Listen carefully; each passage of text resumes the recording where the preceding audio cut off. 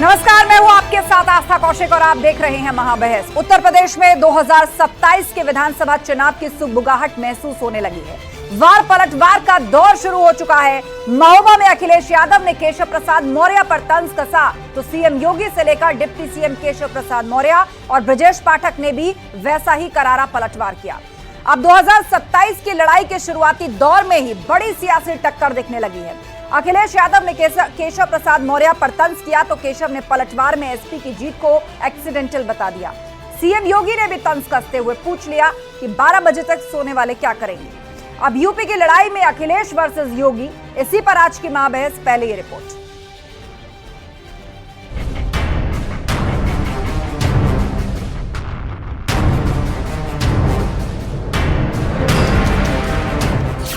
UP का सियासी क्लेश, केशव वर्सेस अखिलेश।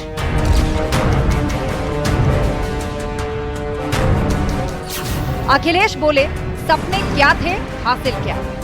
इस सपने में क्या देखा था उन्होंने और क्या हासिल हुआ है उन्हें, वो पीडीए समाज के इसलिए आगे कर देते हैं, जिससे कुशवाहा मौर्य समाज के लोग अगर कुछ मैं बोलूं तो उससे बुरा मान जाए। ये होशियारी बीजेपी की चलेगी नहीं, क्योंकि पूरे उत्तर प्रदेश ने मन बना लिया है कि जो लोग काला चश्मा लगा करके होली खेल रहे हैं, जो एक रंगी लोग हैं। केशव का तंज, एक्सीडेंटल जीत से फर्जी उमंग। 2024 के लोकसभा चुनाव में उनको एक्सीडेंटल तरीके से कह लीजिए, कुछ लोकसभा में एक सफलता मिल गई, कुछ सीटों में ऐसी जीत हो गई जो उनको आप शायद उम्मीद भी नहीं थी। ब्रजेश पाठक बोले, पटरी से उतरे अखिलेश। अखिलेश यादव जी डिरेल्ड हैं, उनको पता ही नहीं है कि भारत की आत्मा कहाँ रहती है, उत्तर प्रदेश कितना आगे जा चुका है। समाजवादी पूरी तरह से दिग्भ्रमित है। योगी का करारा वार, 12 बजे तक सोने वाले क्या करेंगे? जब प्रदेश का मुखिया 12 बजे सो के उठेगा तो तब तो क्या 12 बजे सो के उठेगा तो फिर उसको तैयार होने में 2 बज जाएंगे, फिर उनका पिकनिक का समय और अपनी मित्र मंडली के साथ समय व्यतीत करने का समय भी फिर उनका ऐसे ही जाया होता है। यूपी की लड़ाई, अखिलेश वर्सेस योगी।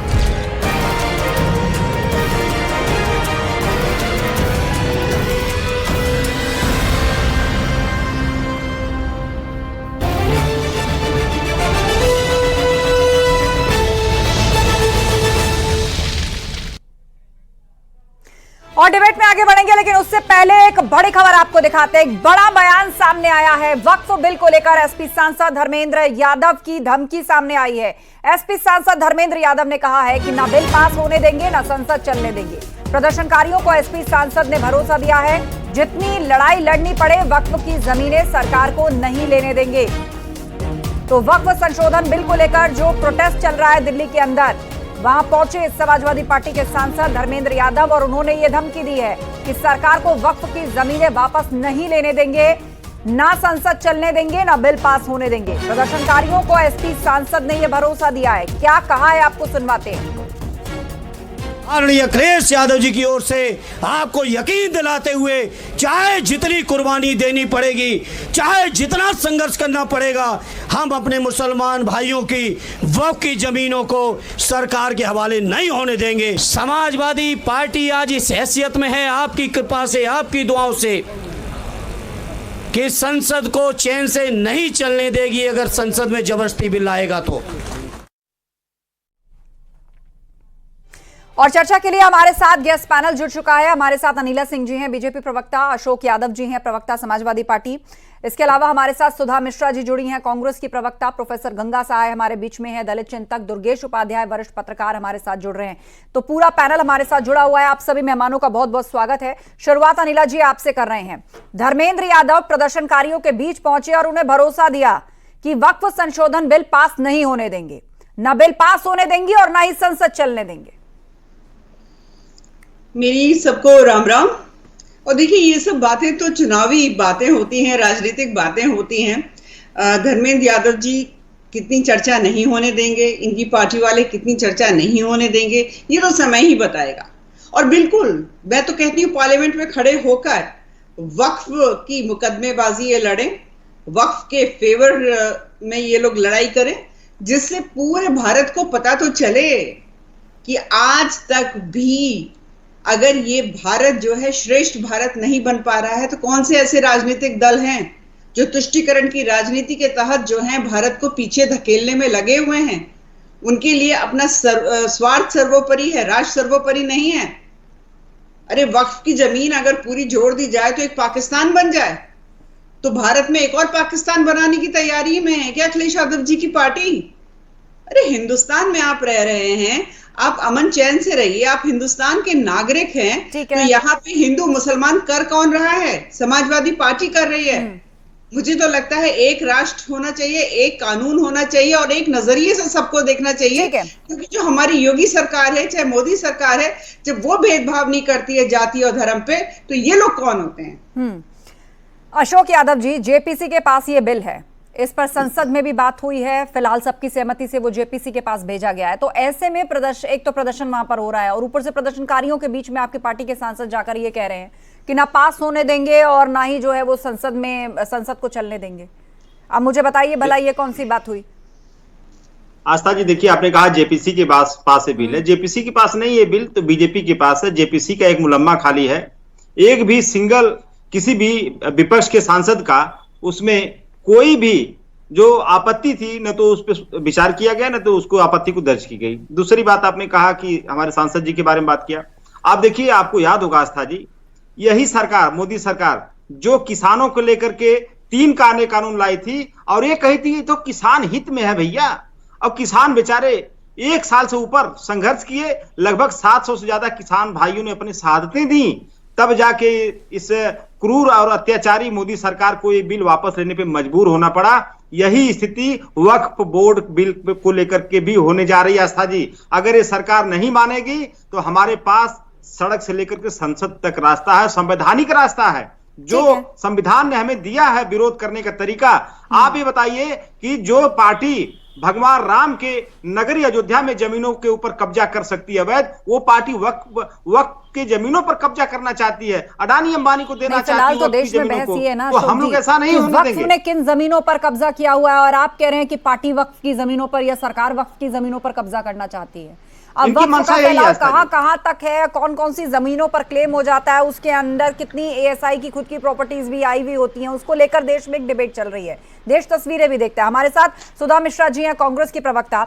सुधा मिश्रा जी, मुझे ये बताइए, अब माना कि विपक्ष कोई मुद्दा ढूंढ रहा है कि सरकार के खिलाफ किसी मुद्दे को खड़ा किया जाए, उसको कहीं से फंसाया जाए इस देश में, मतलब आप समझ रहे हैं कि चुनाव भी होता ही है और आने वाले समय में, जैसे लोकसभा चुनाव में आप लोग जीते थे तो आपको लग रहा है कि कोई एक ऐसा मुद्दा रहे, लेकिन जब जेपीसी के पास ये बिल है, सारी पार्टियों से डिस्कस किया गया है, बकायदा समय दिया गया है, तो अब उसमें ललकारने की ये आवश्यकता है कि हम ना तो संसद चलने देंगे, कोई कामकाज नहीं होने देंगे। आस्था जी, 2014 के पहले गैस सिलेंडर, चूड़ियां और न जाने क्या क्या भेजे जाते थे, तब भी विपक्ष वही था, आज भी विपक्ष वही है। विपक्ष का काम है प्रश्न खड़ा करना, और अगर विपक्ष कर रहा है तो इस पे आपको इस तरह के प्रश्न करने की जरूरत नहीं है। हाँ, लेकिन एक चीज है, एलन मस्क का जो ग्रुप है वो जो कुछ कह रहा है उस पर आप बहस नहीं कर पाएंगी, तो वो छोड़ दीजिए। आजकल तो मजे कोई भी ले रहा है हमारे भारत के प्रधानमंत्री की। नहीं, बात कर रहे हैं। नहीं, सुन ली, अब फिर वही बात करेंगे। आप विपक्ष पे प्रश्न खड़े कर रही हैं। नहीं, प्रश्न नहीं, मैंने आपसे जेपीसी पे सवाल पूछा, सवाल पूछा, आप ग्रुप की बात यहाँ पर कर रही हैं। अरे क्यों ना करूं, कह तो रही हूँ, जिससे चुटकुला बन गया है ग्रुप, पूरे सोशल मीडिया पर आप उठा करके देखिए। आप अपनी पॉलिटिकल लाइन के हिसाब से कुछ जवाबों को बहुत अच्छा समझेंगी, यही दूसरा पक्ष करेगा, लेकिन इससे देश की समस्या सॉल्व नहीं हो जाएगी ना। ये चुटकुला चल रहा है और चलता रहेगा, लेकिन यहाँ डिबेट में आप विषय पर बात कीजिए। मैं विषय पे ही बात कर रही हूँ और मैं विषय का ही उत्तर दे रही हूँ। आपके लाइन के अकॉर्डिंग उत्तर नहीं दूंगी ना। आस्था में नहीं, आप विषय दूसरा विषय मत मिलाई ना, ये ग्रुप की बातें हम क्यों करेंगे यहाँ पर? मेरे प्रश्न का उत्तर आपके दी हुई लाइनें नहीं होंगी ना। अनिला मैम कहती नहीं, आप डिबेट को दूसरी तरफ मत ले जाइए ना सुधा जी। मैम, पाकिस्तान पे चर्चा नहीं हो रही थी, अनिला मैम ने बोला पाकिस्तान बन जाएगा, आपने नहीं बोला उस पर, मुझे आप रोक रही है। नहीं, मैं आपको रोक नहीं रही हूँ, आप बात पूरी करिए, लेकिन बस विषय ना भटके, मेरा इतना कहना है। कहा कि वक्फ बोर्ड की जितनी जमीन है उसे एक पाकिस्तान बन जाएगा, आपने रोका उस पे? आप मुझे बता रही हैं।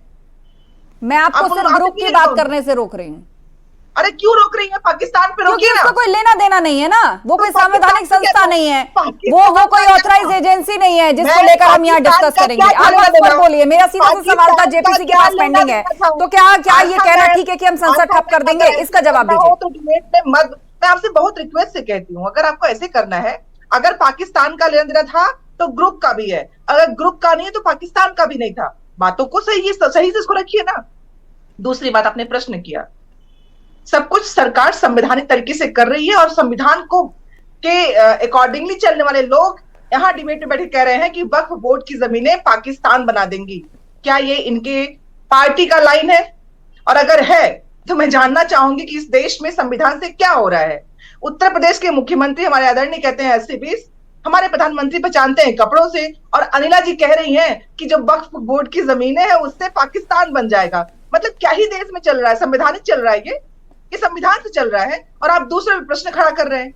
विपक्ष का काम होता है सरकार के किए हुए हर काम पे प्रश्न के द्वारा ये देखने की कोशिश करना कि जो काम करने थे वो हो रहा है या पाकिस्तान गेम चल रहा है, 80-20 चल रहा है। यहाँ तो पाकिस्तान 80-20 चल रहा है ना, और रोकना है आपको विपक्ष को। जिसको काम करना वो काम नहीं करेगा, लेकिन हम प्रश्न खड़ा न करें। मैं धर्मेंद्र यादव जी या सपा या किसी और की बात न करके मैं सिंपल जानती हूँ कि जब देश के पास मुद्दे ऐसे हों जिन पे आपको उत्तरदायी बनना चाहिए, वहां पे पॉडकास्ट मत करिए, अपने देश के बारे में बात करिए, अपने जमीनों पे अपने लोगों के बारे में बात करिए। तो यहाँ पे हो तो कुछ और रहा है, और जब ग्रुप कुछ कर रहा है तो आपको बहुत उसमें नाराजगी हो रही है। नहीं, मुझे नाराजगी नहीं हो रही है, लेकिन मेरा ये कहना है कि उस चुटकुले की कोई ऑथेंटिसिटी नहीं है। आपको अपनी बातें पसंद आएंगी, अनिला जी को अपनी बातें पसंद आएंगी, दुर्गेश जी को अपनी बातें पसंद आएंगी, पर हम उसको सीरियस, हम उसका एक्नॉलेजमेंट हम किसी सीरियस नोट पर नहीं कर सकते ना। वो सोशल मीडिया की चीज है, करने दीजिए लोगों को एंजॉय अपने अपने तरीके से। कोई कुछ भी पूछ रहा है, जो जिसको जो मन भावन लग रहा है वो उसको कोट कर रहा है, और उसमें हम समय जाया नहीं कर सकते। बहरहाल, दुर्गेश उपाध्याय जी हमारे बीच में, वरिष्ठ पत्रकार। दुर्गेश जी, मेरा आपसे भी यही सवाल है कि विपक्ष काफी समय से कोई मुद्दा खोज रहा है जिसको सरकार के सामने रखा जा सके, उसको बड़ा किया जा सके, तो आपको लग रहा है क्या वक्फ संशोधन बिल पर विपक्ष सरकार को फंसाने में कामयाब हो पाएगा? जेपीसी के पास पेंडिंग ये बिल है। उससे पहले भी जब इस पर चर्चा हुई थी, हर पार्टी के किसी न किसी सांसद को या किसी न किसी के नेता को इन्वॉल्व किया गया था उन तमाम चर्चाओं में, लेकिन आज धर्मेंद्र यादव कह रहे हैं कि संसद नहीं चलने देंगे, ये बिल नहीं आएगा। देखिए, मैं साथी पैनलिस्टों को भी सुन रहा था। इसमें दो बातें हमें आस्था जी समझनी होंगी कि वक्फ जो संशोधन बिल है वो कहीं ना कहीं सरकार के प्राथमिकता में है, और विपक्ष को भी ये लग रहा है कि देर सवेर ये ले ही आएंगे। अब विपक्ष जो है वो उस बैंक है, वो आज अगर उसके परिप्रेक्ष्य में देखें तो धर्मेंद्र यादव का बयान सीधे सीधे उसको एड्रेस कर रहा है। अच्छा, 2027 के चुनाव की भी अब धीरे धीरे तैयारियां शुरू हो गई हैं, और समाजवादी पार्टी के पास यहाँ पर सरकार को घेरने के लिए कोई बहुत बड़ा मुद्दा नहीं है। तो अब उनको ये लग रहा है कि इस मुद्दे के बहाने कहीं ना कहीं सरकार को घेरने की कोशिश हो सकती है। लेकिन मुझे जहां तक लगता है कि अब ये एक जो है इस पर बहुत चर्चा परिचर्चा का दौर चलेगा। सरकार गंभीर है और जेपीसी में ये मामला पेंडिंग है, लेकिन सरकार की प्राथमिकता में है, तो ये राजनीतिक मुद्दा जरूर बनेगा। लेकिन मुझे लगता है, मेरी जहां तक समझ का मतलब मैं जो समझ पा रहा हूं कि देर सवेर ये वक्फ संशोधन बिल निश्चित रूप से आएगा और ये चीजें जो है आगे बढ़ेंगी। हाँ, इस पर राजनीति भी होगी, इस बात से भी इनकार नहीं किया जा सकता। निश्चित रूप से। अनिला जी, आप सुन ही रही हैं विपक्ष की तमाम दलीलें। वो ये कह रहे हैं कि क्यों आप लोग इसको लेकर हाय तौबा मचा रहे हैं कि पाकिस्तान बन जाएगा या क्या बन जाएगा। देश तो संविधान से चल रहा है, नियम से चल रहा है, वक्फ से क्या परेशानी है आपको? देखिए, कांग्रेस की प्रवक्ता को शायद फैक्ट्स नहीं पता। मैं हवाई बातें नहीं करती हूँ। अगर पाकिस्तान का एरिया आप देखेंगे वो भी 9.40 लाख स्क्वायर किलोमीटर है, और जो वक्फ प्रॉपर्टी की जमीन जो भारत में है वो भी 9.40 लाख स्क्वायर किलोमीटर। तो मैंने यही बोला कि जितनी जमीन पाकिस्तान आपके देश में मुस्लिम भाइयों आपके देश के लोग हैं, तो आपको ऐसे कोई तुलना करने की बिल्कुल भी जरूरत नहीं है। आपको अपनी बातों पर थोड़ा सा धैर्य रखना चाहिए। आप मुझे जमीनों की बात ना बताइए, आपने तुलना करना गैर जिम्मेदाराना एक वक्तव्य आपका। ठीक है, उनका जवाब सुन लीजिए, आपको अलग से समय मिल जाएगा काउंटर का। बोलिए अनिला जी। मुझे ताज्जुब नहीं होता आस्था, जिनके पास तथ्य नहीं होते वो चिल्लाते हैं, जैसे कि अभी कांग्रेस की प्रवक्ता बीच में चीखने लगते हैं। तो तथ्यों के साथ बैठती तो शायद चिल्लाने की आवश्यकता नहीं पड़ती है। और मुझे लगता है कि बिल्कुल वक्फ में जो संशोधन है बिल्कुल होना चाहिए। अब पहले तो इन्होंने एक तरफा, कांग्रेस पार्टी ने एक तरफा उसको एम्पावर किया। हाँ, हिंदू जो हैं वो कोर्ट भी नहीं जा सकते थे, उनको अपनी गुहार जो है केवल वक्फ बोर्ड में लगा सकते थे। वहां पर एक हिंदू उस बोर्ड में नहीं आपको दिखाई देता था। अब ज्यादती अगर देखने लग जाएंगी तो पूरी एक लंबी लिस्ट आपको दिखाई दी जाएगी। मुझे लगता है कि असली डेमोक्रेसी, असली लोकतंत्र जिसको बोलते हैं, और जो कॉन्स्टिट्यूशन के आधार पे लोकतंत्र चले, वहां पे इनइक्वालिटी नहीं होनी चाहिए, इक्वालिटी फॉर ऑल होनी चाहिए। और इक्वालिटी फॉर ऑल के लिए इसमें संशोधन होना बेहद जरूरी है। और ये एक बहुत ही सकारात्मक कदम है। कांग्रेस पार्टी या समाजवादी पार्टी जैसे राजनीतिक दल कभी नहीं चाहेंगे, क्योंकि इनको तुष्टीकरण की राजनीति करनी है। ठीक है अशोक यादव जी, ये भी सवाल इस देश में रहा है जब जब वक्फ का जिक्र आता है कि जिन जिन जमीनों पर दावा किया जाता है वो वक्फ के पास कहां से आई, कितनी आप देख लीजिए एएसआई की साइट्स भी उसमें आती हैं, साउथ का एक मंदिर भी उसमें आ गया। आस्था जी, वक्फ बोर्ड सेंट्रल गवर्नमेंट की एक संस्था है, ये अल्पसंख्यक मंत्रालय के अंतर्गत आती है। तो इसको जो सरकार एक तरह से झूठा एक प्रचार करने में लगी है कि सारी जमीनें इन्होंने कब्जा की हुई है, ये बिल्कुल फेक नैरेटिव है। और दूसरी बात आपने जो कहा, हमारे सांसद माननीय धर्मेंद्र यादव जी जिन्होंने जो कहा है वो बात समाजवादी पार्टी के रग रग में है। आप देखिए, समाजवादी लोग संघर्षवादी भी होते हैं। हमारे आदर्श लोहिया जी ने कहा था कि जब सड़कें सूनी हो जाएंगी तो संसद आवारा हो जाएगी। हम लोग संसद को आवारा नहीं होने देंगे। ये मोदी सरकार क्या चाहती है कि जो चाहती वो कर लेगी और समाजवादी लोग ऐसे चुपचाप सुन लेंगे? ऐसा नहीं है। हमें हिंदुस्तान की जनता ने हिंदुस्तान की टॉप 3 पार्टी का दर्जा दिया है और हम लोग लगातार भाजपा को घेरते रहेंगे और तब तक घेरते रहेंगे जब तक ये जनहित के मुद्दों पे बात नहीं करेंगे। क्यों नहीं है अभी अग्निवीर का जो स्कीम लाए थे हमारे नौजवानों का भविष्य को अंधकारमय करने के लिए, उसको वापस ले लेते? क्यों नहीं है जाति जनगणना का एक बिल लाते कि इतना दिन में हम जाति जनगणना करा लेंगे? क्यों नहीं जिसकी जितनी संख्या भारी उसकी उतनी हिस्सेदारी दे देते? कोई इस तरह का काम ही नहीं करेंगे क्योंकि इसमें इनको भागीदारी देना पड़ेगा। ये ऐसा लाएंगे हिंदू मुस्लिम, पाकिस्तान, अफगानिस्तान, तालिबान, सीरिया, ईरान, न जाने क्या क्या चीजें ये लोग खेलते रहते हैं दिन भर। ये सब चीज नहीं चलेगा। आप जनहित के मुद्दों पे आपको हम लोग घेरेंगे। और रही बात वक्त पे, फिर मैं कहना चाहूंगा अगर सरकार इस बिल को वापस नहीं लेगी तो सड़क से लेकर सदन तक समाजवादी पार्टी संघर्ष करेगी। ये हमारे पार्टी का मेन एजेंडा होगा क्योंकि हम लोग नहीं चाहते कि इस देश में हिंदू मुस्लिम की लड़ाई के लिए कोई एजेंडा लाया जाए। आपके पास बहुत सारे एजेंडे हैं, मैंने गिनवाए कुछ एजेंडे, लेकिन वो एजेंडा आप नहीं रख रहे हो। आपका ऑब्जेक्टिव है हिंदू मुस्लिम करने का। समाजवादी पार्टी ने ऐलान कर लिया है, उन्होंने अपनी साइड चुन ली है कि हम वक्फ बिल को लेकर सड़कों पर उतरेंगे और संसद में भी इसका विरोध करेंगे। तो क्या कांग्रेस पार्टी इस पर साथ है? और इस बीच दलित चिंतक प्रोफेसर गंगा साहेब भी हमारे साथ जुड़ गए, उनका हम रुख करेंगे, लेकिन उससे पहले सुधा जी। आस्था जी, देखिए, कांग्रेस का सिर्फ एक ही होता है कि संविधान के साथ इस देश में हर उस व्यक्ति को उसके अधिकार और उसके साथ जाति न होने पाए। हमारी बड़ी बहन अनिला जी ने कहा कि जिसके पास तथ्य नहीं होते हैं। ये कौन सा तथ्य है कि आप भारतीय चीजों को पाकिस्तान से तुलना कर दें और आप बताने की जरूरत बता रही है कि हमको तथ्यात्मक रूप से ज्ञान नहीं है। हम तथ्य सब जानते हैं, आप संविधान को न जानते, न पढ़ते, न समझते हैं। आपको सिर्फ 80-20 करना होता है क्योंकि आपके पास वही एकमात्र मुद्दा है, बेरोजगारी, स्वास्थ्य, चिकित्सा। इस पर कोई बात ही नहीं करनी है। आप एक एग्जाम नहीं करा पाते हो, उत्तर प्रदेश में एक पेपर सही नहीं करा पाते हो और आप बात करोगे कि हम ये कर देंगे, वो कर क्या रहे हैं, इसकी तो कभी बात ही नहीं होती है। इस देश में अगर पिछले 10 वर्षों में पूछा जाए क्या काम हुआ है तो ये नेहरू को लाएंगे, ये मुगलों को लाएंगे, न जाने क्या क्या लाएंगे, लेकिन आज के समय में क्या काम कर रहे कोई काम बता नहीं पाएंगे क्योंकि सरकारों का कर्तव्य होता है। आस्था जी, आप हो, मैं हूं, चाहे कोई भी पहले बेटा व्यक्ति हो, इस देश के प्रधानमंत्री की जिम्मेदारी है कि हर एक व्यक्ति के हकों और हुकूक के लिए काम किया जाए। लेकिन यहाँ पे जब पार्टियां बन के काम होती है, पार्टी बन के, प्रधानमंत्री पार्टी नहीं है, प्रधानमंत्री इस देश के उस संवैधानिक पद पे बैठे हुए व्यक्ति हैं जो सबके प्रधानमंत्री हैं, मात्र भाजपा के नहीं। लेकिन बातें 80-20 की करते हैं। मुख्यमंत्री योगी जी मात्र भाजपा के मुख्यमंत्री नहीं है, लेकिन वो बातें किसकी करेंगे? 80-20 से भाजपा की बात करेंगे। तो कैसे व्यक्ति इनके संवैधानिक अधिकारों, इनके ठीक है, आप संविधान की बात कर रही हैं। हमारे बीच में प्रोफेसर गंगा साय हैं, दलित चिंतक। प्रोफेसर गंगा साय, मुझे बताइए कि वक्फ संशोधन बिल को लेकर अभी तक की जो प्रक्रिया हुई है उसमें गैर संवैधानिक क्या है? अभी भी ये जेपीसी के पास में है? ठीक बात है कि जेपीसी के पास में है, लेकिन ज्यादातर लोगों की भावना ये है कि इसमें एक खास समुदाय को, खास समूह को लक्ष्य करके और उनके धार्मिक अधिकारों पर कुठाराघात करने की कोशिश हो रही है। और जो अल्पसंख्यक समूह है, जबकि बहुसंख्यक समूह के धार्मिक अधिकारों की रक्षा तो हो ही रही है, साथ साथ में उसको इतना संवर्धन दिया जा रहा है कि बहुत सारे लोग जिस उन्मुखता के साथ में आचरण कर रहे हैं वो उससे एक दहशत का माहौल भी कई जगहों पर निर्मित होता है। तो ऐसे में एक लोकतांत्रिक देश में ये सरकार की जिम्मेदारी बनती है, खासतौर पर जो एक सेकुलर देश है, कि उसमें जो अल्पसंख्यक समूह है उनके सामाजिक, सांस्कृतिक, धार्मिक अधिकारों की रक्षा करे और सरकार को ऐसा दिखना चाहिए कि वो या तो किसी के साथ नहीं है या कम से कम कमजोर के साथ है, ऐसा दिखना चाहिए। तो वो नहीं दिख पा रहा है और उसी बात से लोगों को दिक्कत हो रही है। इसी वजह से सवाल उठाए जा रहे हैं कि खास तौर पर एक समूह को ज्यादा लक्ष्य किया जा रहा है, उसके धार्मिक अधिकारों को या धर्म के अंदर ही जो उनकी संस्थाएं बनी हुई है, उनकी जमीनें हैं, प्रॉपर्टीज है, उनको किसी न किसी बहाने से सरकार छीन लेना चाहती है। ऐसा भय लोगों के मन में है। अनिला जी इस अब वो पर कितना जवाब देना चाहती हैं, बोलिए अनिला जी। मैंने तीनों प्रवक्ताओं को सुना, ठीक है। अभी जो दलित चिंतक है ये भी कह रहे हैं कि एक धर्म विशेष के लोगों को लक्ष्य करते हुए कुठाराघात करते। प्लेसेस ऑफ वर्शिप एक्ट 1991 जब आया था तब आप लोगों को हिंदुओं के हक नहीं दिखाई दे रहे थे?